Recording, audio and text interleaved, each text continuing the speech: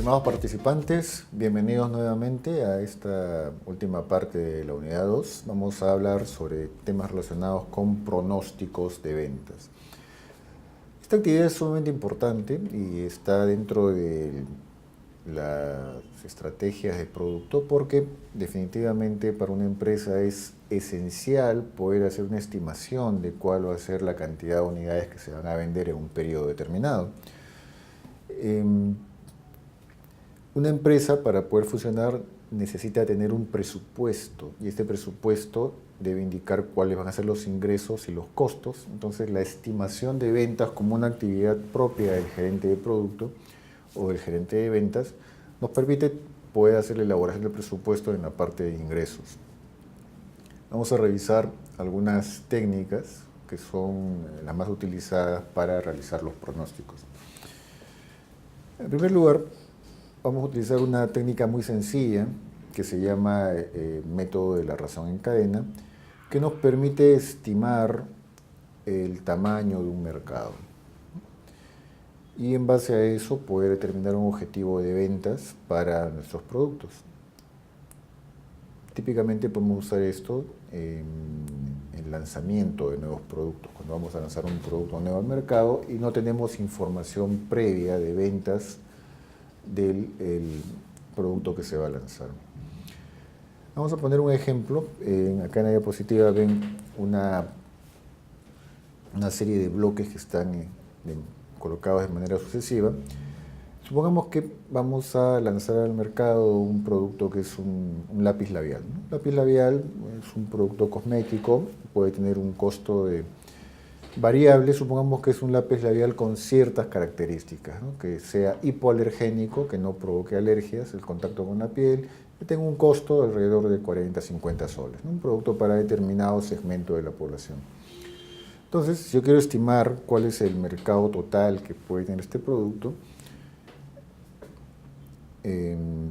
si voy a lanzar el producto en el Perú, considero que la población total del país es alrededor de 30 millones de personas, números redondos, 30 millones, pero dado que el producto es un lápiz labial, yo puedo decir que aproximadamente el 50% de esos 30 millones son un usuario potencial del producto. Entonces estamos aplicando una variable que es la de género, es decir, damas, mujeres van a ser las principales usuarias del lápiz labial y ellas son aproximadamente la mitad de la población del país. De 30 millones hemos acotado nuestro mercado potencial a 15 millones. Y así utilizamos sucesivamente más variables de segmentación para ir acotando nuestro mercado. La siguiente variable que podemos usar es edad. Usuarias de este producto pueden ir de los 12 hasta los 70, 80 años, 90 años. Entonces, nosotros en base a datos disponibles para todos del INEI, por ejemplo, o el Instituto Nacional de Estadística e Informática, podemos determinar cuál es el porcentaje de esa población que está en ese rango de edad. Digamos que es un 70% de la población, ¿no? 70% de la población le aplicamos a los 15 millones que hemos determinado previamente, tenemos alrededor de 10 millones de posibles usuarios, ¿no? Siguiente variable que podemos aplicar para acotar el mercado es la ubicación geográfica, ¿no? Podemos decir que este producto lápiz labial podría tener mayor probabilidad de éxito en zonas urbanas, no tanto en zonas rurales, y además por un tema de logística, de cómo llegar de una forma que sea razonable en costos a los clientes, es con una red de distribución urbana. Podemos decir que las usuarias van a estar en las capitales de provincias, ciudades principales. Nuevamente vemos cuál es el porcentaje de la población que vive en ciudades. Digamos que es un 60%. Si aplicamos un 60% a los 10 millones que habíamos acotado previamente, tenemos 6 millones de potenciales usuarios. ¿Qué otras variables son relevantes? Hemos agotado posiblemente ya las variables demográficas. Las siguientes bases o variables de segmentación deberían ser de tipo socioeconómico y de estilos de vida. Si es un producto que cuesta entre 40 y 50 soles, podríamos decir que las usuarias van a pertenecer a los segmentos socioeconómicos A y B. podemos estimar que todos segmentos son aproximadamente un 30% de la población, entre 25 y 30%, digamos un 20%. 20% aplicado a los 6 millones que habíamos determinado anteriormente, estamos hablando de alrededor de 1 millón de usuarios. 1.2 millones, redondemos a 1 millón de usuarias como mercado potencial. La siguiente variable que habría que usar está relacionada con estilos de vida, y eso va a depender de cuál sea la imagen de marca y el posicionamiento que se le quiera dar al lápiz labial, ¿no? Va a depender de los atributos. Y eso se puede utilizar también información disponible de estudios que ya se han realizado de cuáles son los segmentos de la población en el Perú. Es muy conocido el estudio de Rolando Orellano acerca de estilos de vida. Y uno podría estimar un nuevo porcentaje basándose en estos estudios. Supongamos que del millón de usuarias potenciales del producto, alrededor de un 20% tiene el perfil psicográfico, el perfil psicológico adecuado, el estilo de vida que corresponde al producto que voy a lanzar. Entonces ya tenemos alrededor de 200.000 potenciales usuarios, ¿no? Obviamente este producto no es nuevo en el mercado, ya hay otras marcas que existen actualmente con las cuales voy a competir. Entonces yo tengo que tener la información de cuál es la participación del mercado, de las diferentes marcas, y elegir cuál es la marca con la cual voy a competir, la marca a la cual le voy a disputar los clientes para establecer mi objetivo de ventas. Entonces supongamos que voy a dirigirme a un mercado de alrededor de 50.000 a 100.000 usuarios. Entonces para poder estimar mis ventas debo ver esas 100.000 usuarias, cuántas veces en el año comprarían el producto, digamos 3 veces, multiplicamos 200.000 usuarias por las 3 veces que se compra el producto por el valor de venta, y eso me da la estimación de ventas para el producto que voy a lanzar. En resumen, el método de la razón en cadena es una forma muy sencilla de hacer un estimado grueso de las unidades que se van a vender cuando no tengo información previa a un producto y se va a lanzar por primera vez al mercado. Es una forma también que se puede usar para estimar el tamaño del mercado en cualquier situación, un producto nuevo o un producto existente. Cuando se trata de hacer pronósticos o estimados de venta de productos que ya están en el mercado y que hay una historia previa, tenemos algunas metodologías cuantitativas que se enumeran en esta diapositiva, ¿no? Lo que vamos a hacer ahora es pasar a una hoja en Excel para poder ilustrar cuáles son los procedimientos, ¿no? Tenemos acá, en esta hoja en Excel, tenemos 13 años, del año 2000 al año 2012. Tenemos datos de ventas, ¿no? Esos datos son datos históricos de ventas de años pasados, puede estar en unidades, puede estar en moneda, y vamos a utilizar estas metodologías de pronóstico. La primera metodología se denomina metodología naïf. Naïf quiere decir ingenuo, porque es una metodología muy sencilla. No sé realmente cómo pronosticar, y mi primera aproximación a un pronóstico sería si mis ventas en el año 2000 fueron 72.000, yo estimo que mis ventas del próximo año van a ser 72.000, ¿no? O sea, las ventas del año siguiente van a ser las mismas ventas que el año anterior.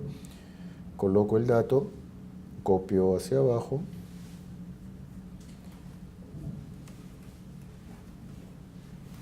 y tengo los pronósticos para los siguientes años, ¿no?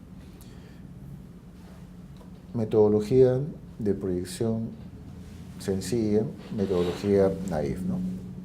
Las ventas del año siguiente van a ser las ventas del año anterior. Otra metodología que se utiliza es la de promedios móviles. En este caso voy a utilizar promedios móviles de 3 periodos anteriores, lo cual me indica que podría empezar a pronosticar a partir del año 2003. Voy a tomar los datos de ventas de los 3 años anteriores, 2000, 2001 y 2002. Entonces, puedo utilizar la fórmula de promedio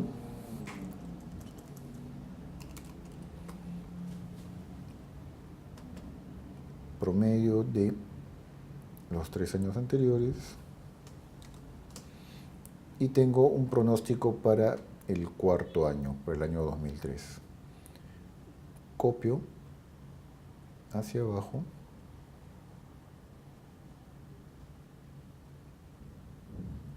y tengo un pronóstico para los años siguientes basándome en el promedio de 3 periodos anteriores. Se denomina promedios móviles porque a medida que me voy desplazando en el tiempo, estoy tomando los 3 periodos anteriores inmediatos, ¿no? Se va desplazando los datos. Ustedes pueden tomar 5 periodos, 6 periodos, este ejemplo he tomado 3. Otra forma de hacer esto es utilizando promedios móviles ponderados. ¿Qué quiere decir esto? Que yo le voy a asignar un peso determinado a los datos previos, a los datos históricos. Tienen acá, por ejemplo, estos factores. Los factores suman 1, ¿no? 0.5 más 0.3 más 0.2, 1, 100%. Y procedo de la siguiente forma. Tomo el dato anterior, del año anterior, lo multiplico por el primer factor, le sumo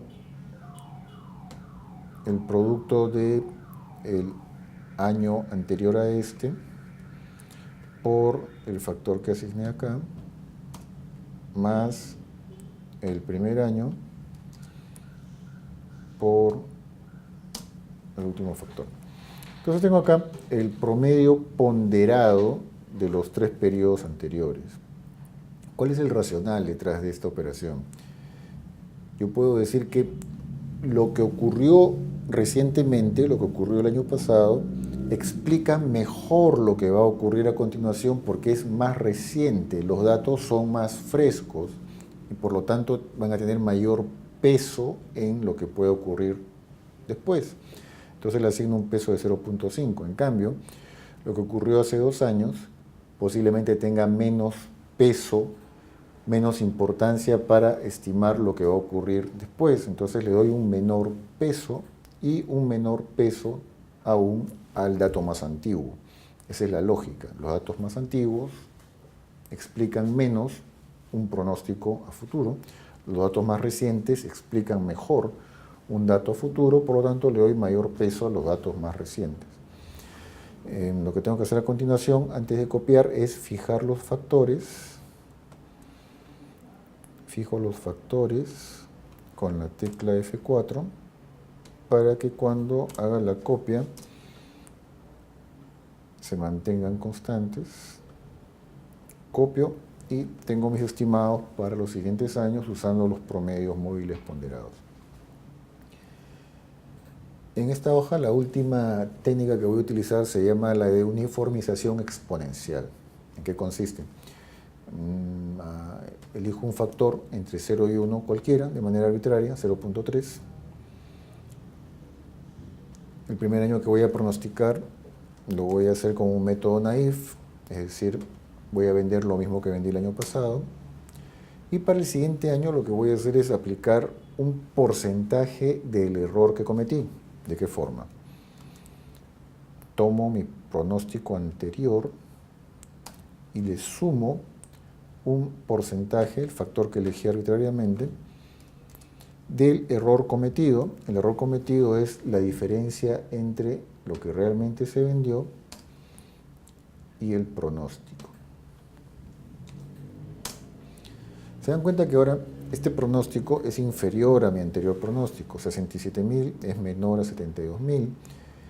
¿Por qué? Porque la corrección que he hecho es hacia la baja, debido a que el error cometido anteriormente fue hacia arriba, fue un exceso. Entonces, al aplicar un porcentaje de ese error en mi siguiente pronóstico, estoy ajustando el pronóstico, ¿no? Estoy yendo hacia abajo.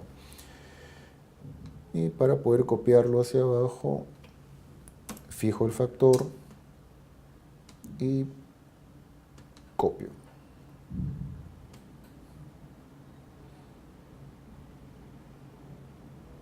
Obviamente, todos estos resultados son estimaciones, tienen un determinado error. Los errores están en estas columnas de acá, de la G a la J. Tengo los errores, es la diferencia entre lo que realmente se vendió y mi estimado. Y abajo tengo en la fila 17 la suma de los errores. Vean que con el método naif, que era el más sencillo, el error total, o sea, la suma de todos los errores es 83.000, y el error con el método de uniformización exponencial es mucho mayor. ¿Yo puedo mejorar esto de acá? Sí, lo puedo mejorar con una herramienta que tiene Excel, que es el Solver. Ustedes van a la pestaña de datos. En este caso no aparece el Solver, pero ustedes lo pueden incorporar a la hoja. Van a la pestaña de archivo, opciones, van a complementos de Excel, presionan ahí y hacen un check en Solver y además en herramientas para análisis, que es algo que vamos a utilizar para otra metodología. Aceptamos.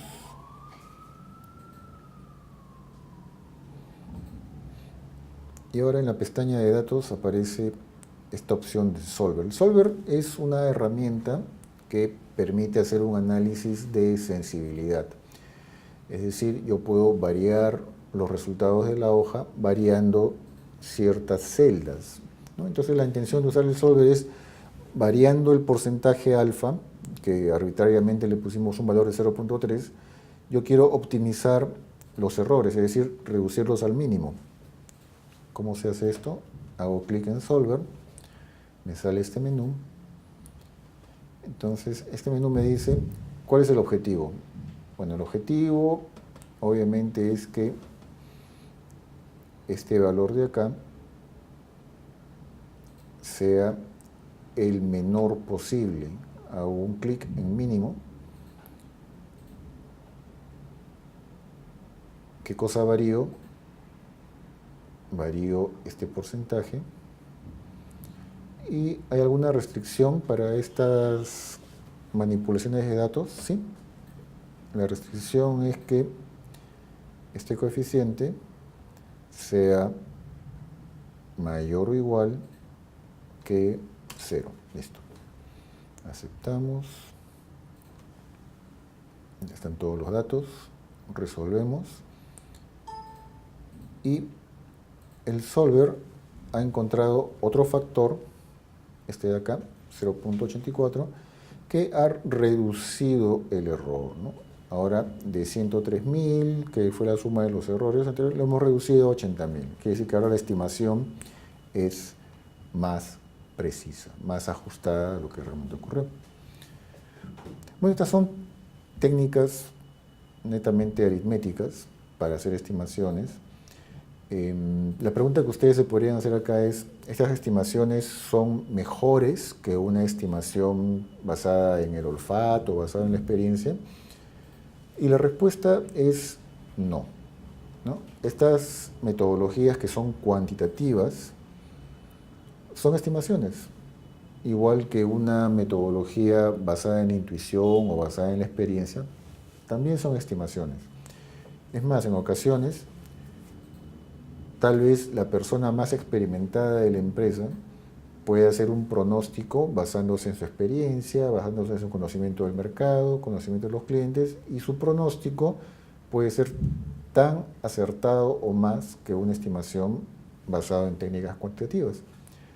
Entonces, ¿qué es lo que hay que hacer? Lo que hay que hacer es utilizar ambas metodologías, utilizar tanto técnicas cualitativas como técnicas cuantitativas, cruzar los datos resultantes y establecer escenarios. Típicamente se usan 3 escenarios: el escenario más probable o realista, un escenario optimista o más favorable y un escenario menos favorable, ¿no? Porque finalmente nadie puede predecir el futuro, son estimaciones. Y lo que hay que hacer es tratar de cubrirse y establecer los escenarios más probables de ocurrencia, ¿no? Hay una técnica más que es importante que revisemos, que es la técnica de regresión. La técnica de regresión nos permite incorporar más variables en la estimación de las ventas futuras. ¿Cómo funciona esto? Vamos a ver este ejemplo. Tenemos acá una empresa que fabrica ventanas de vidrio. Los datos de sus ventas están en la columna C de esta hoja. Tenemos las ventas netas. Tenemos datos, vamos a mostrar los años. Tenemos datos de 14 años de ventas, ¿no? Entonces, ¿cuál es la lógica de hacer una regresión? La lógica es la siguiente. Mis ventas, las ventas de un fabricante de ventanas de vidrio es que yo no sé que voy a vender el próximo año. O sea, puedo hacer una proyección, pero hacer un estimado. Sin embargo, hay dos industrias cuyas empresas son mis clientes. Está la industria de los fabricantes de automóviles que compran las ventanas de vidrio para las puertas de los autos, y está la industria de las empresas de construcción que compran las ventanas para los departamentos, las viviendas que construyen.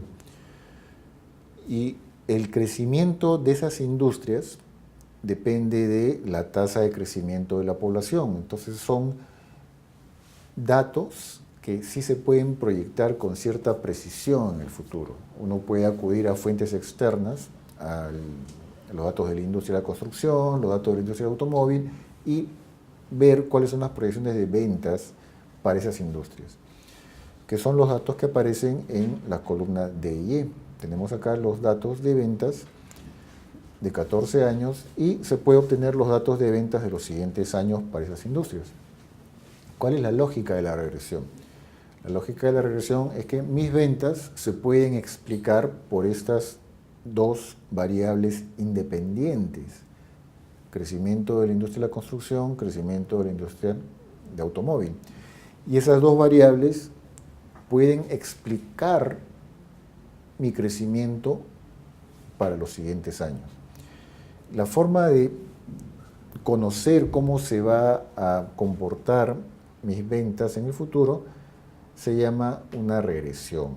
Yo utilizo esta técnica, que es una técnica matemática, que va a utilizar todos estos datos y va a encontrar una fórmula de tal manera que, reemplazando los datos de x1 y x2 de estas variables independientes en la fórmula, yo puedo predecir ventas en el futuro. Excel es la herramienta más común, se encuentra en todas las oficinas. Podemos utilizar Excel para aplicar esta metodología. ¿Cómo lo hacemos? Estamos en la pestaña de datos, vamos a la herramienta de análisis de datos, hacemos clic ahí, nos sale un menú, buscamos regresión, es esta de acá, regresión, nos va a salir un menú que es de aplicación muy sencilla. Rango Y de entrada. ¿Cuál es el rango Y de entrada? Esa es la variable dependiente, es la variable que nosotros queremos explicar. Nos pide el rango X de entrada. La variable X son los datos de ventas de las industrias de las cuales hay proyecciones bastante precisas. Vean que he sombreado las columnas de datos incluyendo las etiquetas. Entonces acá voy a hacer un check donde dice rótulos. Y por ahora es todo. Voy a pedir que los resultados salgan en una hoja nueva. Le voy a aceptar. Y tenemos esta hoja de acá.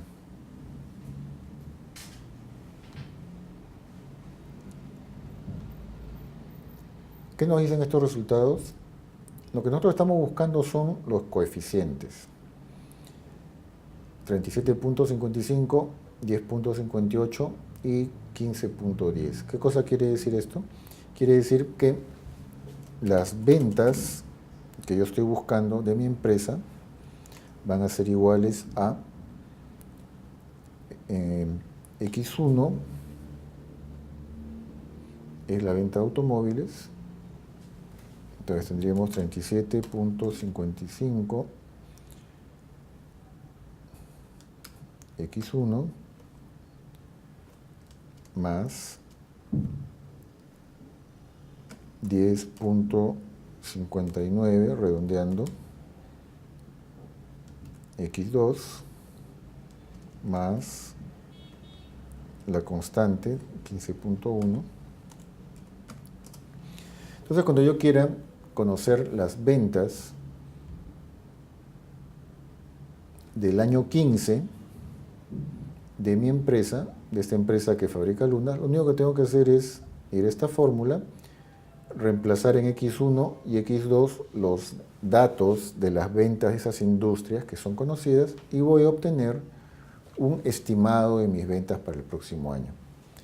En eso consiste la regresión, en utilizar datos externos, independientes, pero que expliquen lo que yo quiero encontrar, ¿no? Las ventas que hacen mis clientes van a estar relacionadas con las ventas de mis productos y encontrar una fórmula que me dé los datos a futuro, ¿no? Pero esta regresión tiene ciertas condiciones, que son las que vamos a ver ahora.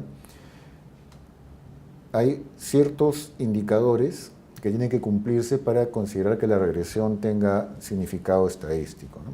Por ejemplo, el indicador R cuadrado ajustado tiene que ser mayor o igual a 0.6. ¿Qué quiere decir eso? R cuadrado ajustado en nuestra simulación ha sido 0.9. Eso quiere decir que las variables independientes que hemos elegido, es decir, las ventas de autos y las licencias de construcción nuevas, explican el 90% de mis ventas, explican el 90% de mi variable dependiente. Entonces, hasta ahora vamos bien. Siguiente condición, el estadístico o indicador F tiene que ser mayor a 5. Vemos los resultados, F está por acá, 60, mayor a 5, no hay problemas. El indicador T, el estadístico, se llaman estos indicadores, el estadístico T tiene que ser mayor o igual a 2. Veamos cuánto hemos sacado. Aquí está el estadístico T. Y acá vemos que la constante, la intercepción, no cumple con la condición de validez, ¿no? No es mayor a 2. La variable X1, X2 sí, son mayores a 2, pero esta de acá no lo es. Cuando una variable no cumple la condición de validez estadística, hay que reemplazarla o eliminarla. En el caso de la constante, la intercepción, podemos eliminarla. Tenemos que hacer la regresión nuevamente. Regresamos a la hoja de datos, usamos la opción de análisis nuevamente, buscamos regresión. Tenemos ya todos los rangos de datos marcados, pero en este caso vamos a forzar a que la constante sea igual a 0. Es decir, vamos a eliminar la constante porque la constante no nos explica el comportamiento de mi variable dependiente. Doy a aceptar, me salen otros resultados.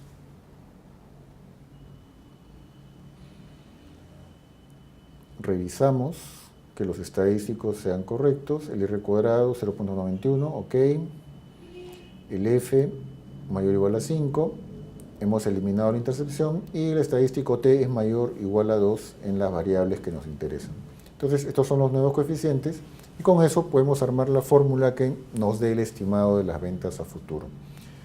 Hay una condición más que hay que cumplir, que es que la correlación entre las variables independientes sea menor, a 0.7, y eso se hace con un análisis de correlación. Vamos acá, análisis de datos, buscamos coeficiente de correlación, elegimos los datos, ¿no? Todos los datos,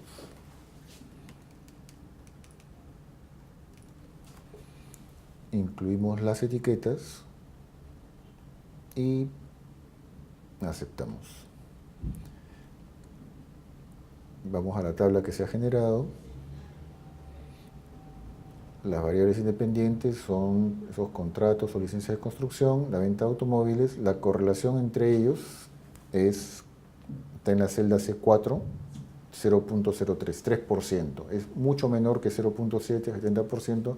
Eso quiere decir que estas variables son independientes entre sí. Por lo tanto, los resultados de esta regresión son estadísticamente válidos. Lo que hemos hecho es, mediante esta técnica estadística, hacer una proyección de ventas considerando variables externas que explican las ventas de la empresa. En otros productos ustedes podrían considerar variables macroeconómicas, por ejemplo, la tasa de crecimiento de la economía o demográficas, la tasa de crecimiento de la población, para poder explicar cuál es el comportamiento de sus ventas a futuro. La regresión es una técnica muy utilizada para hacer pronósticos de ventas. Se recomienda porque al incorporar datos externos uno está dándole mayor precisión a la estimación y cabe mencionar que existen técnicas de proyección de ventas mucho más refinadas, pero que realmente no son prácticas en el día a día, ¿no? En resumen, las metodologías para hacer pronóstico de ventas se dividen en dos, las cualitativas, las cuantitativas.